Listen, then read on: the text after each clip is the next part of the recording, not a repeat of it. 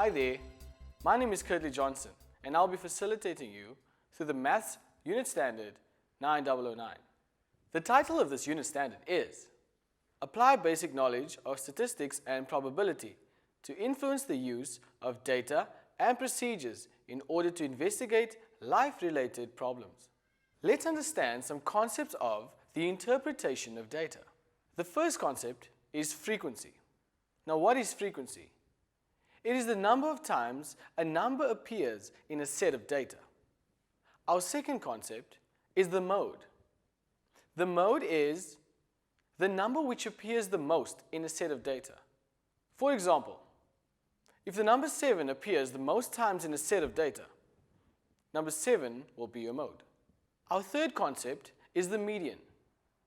Now, when numbers are placed in numerical order, from smallest to biggest, the central number would be your median. For example, if I'm given 9 numbers, and they are all in numerical order, the fifth number would be my median. Our fourth concept is the mean, or the average, which is the total sum of all the data divided by the number of data. Our fifth concept is the range, which is the highest in the set of data minus the lowest. So if I have numbers ranging from between 2 and 25, 25 minus 2 gives me 23. So 23 is our range. Let's take a look at a set of data. We have numbers ranging from 12, 10, 11, up to 11, which is clearly a set of random data. So let's take a look at the concept of frequency. The frequency of the number 14 in this data is 1, 2. So 14 appears twice. So the frequency of 14 is 2. So let's take a look at another example. The frequency of the number 11. 1, 2, 3. The number 11 appears 3 times. So the frequency of 11 is 3. So let's look at a practical example of our mean or average.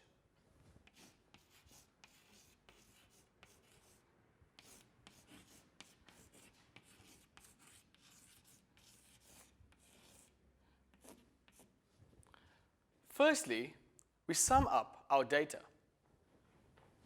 If you punch this into your calculator, you should end up with 147.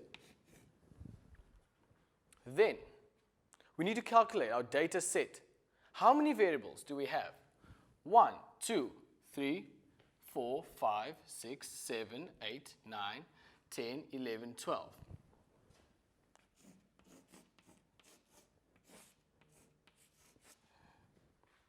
So if you punch this into your calculator, you should end up with 12.25. And that is your mean or average. So I've sorted the data from smallest to largest. You may remember this from Unit Standard 9008. So to find the median, remember, this is the middle number between the data. We have exactly 12 variables. So to find the central point in this data, remember, we have 12 numbers. So we have 1, 2, 3, 4, 5, 6. And we have 1, 2, 3, 4, 5, 6. The central point lies right here. Because our central point lies between two numbers, 11 and 12, we need to add these two together and find the average.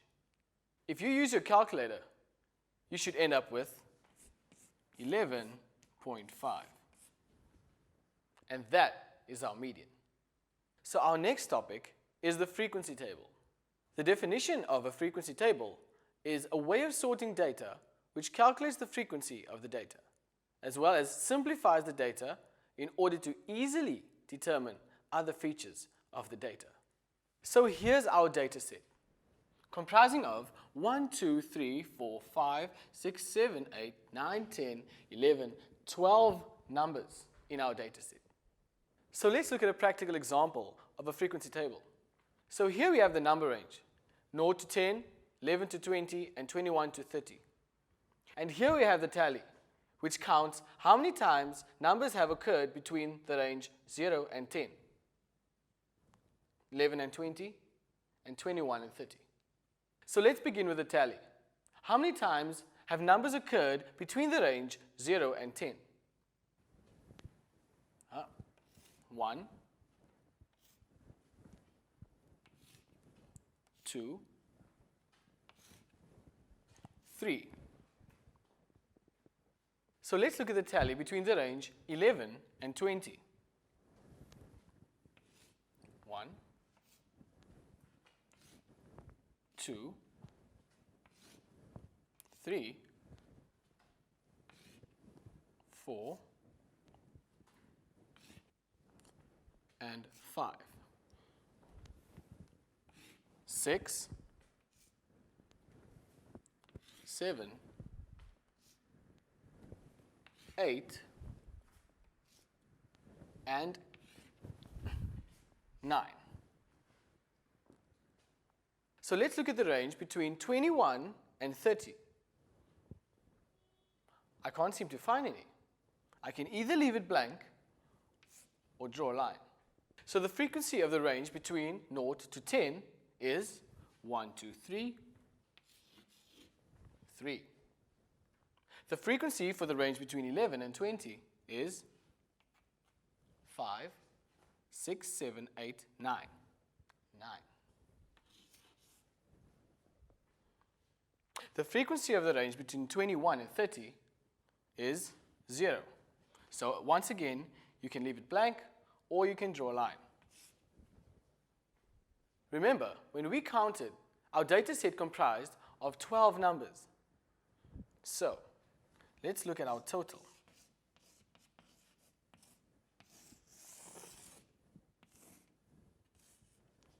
9 plus 3 is 12. So a stem and leaf table further simplifies our data. For example, let's look at the number 15. So our stem represents the first digit of the number. Our first digit of this number is 1.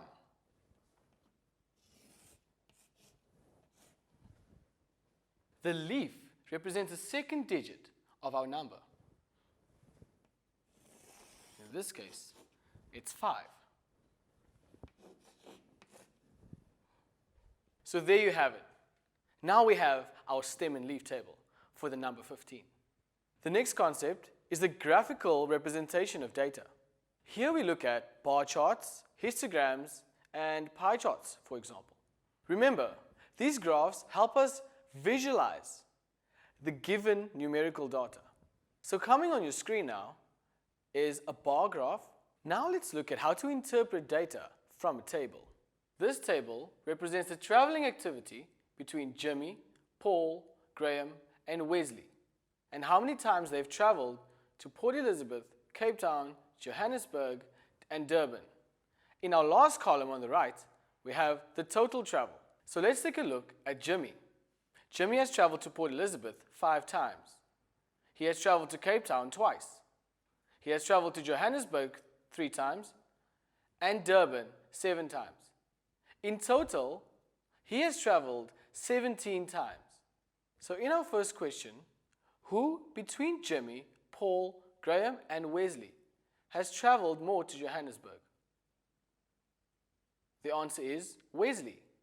He has traveled 9 times. How many times did Graham travel to Port Elizabeth? The answer is 6.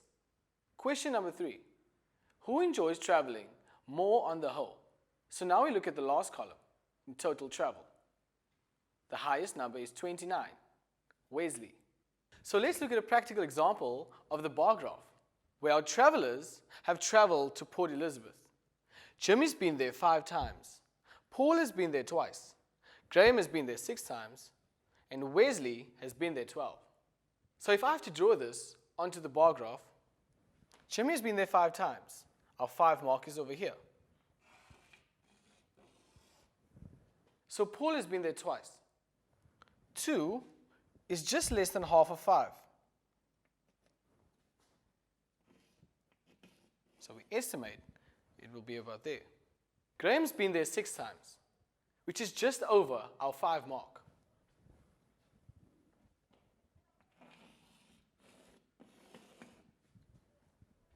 So let's look at our main traveler over here, Wesley, who has traveled to Port Elizabeth 12 times. Remember, the 12-point mark is just below the middle of 10 and 15. So we estimate it will be about here. Therefore, Wesley has traveled to Port Elizabeth 12 times, and that's how it looks on our bar graph. The final topic for this unit standard is probability, or the chance of something happening. Let's look at an example. If I'm handed 100 flyers to distribute, I'm expecting 10 customers in return. That means the probability of receiving customers for those 100 flyers is 10 out of 100, which is 10%. Another practical example is if we have 5 marbles, 2 red, 2 blue, and 1 yellow. So these marbles are all in one bag. So what is the probability of me putting my hand in and drawing a red marble? Let's work that out. So the formula for probability is probability P equals the number of successful outcomes over the total number of possible outcomes. P equals successful outcomes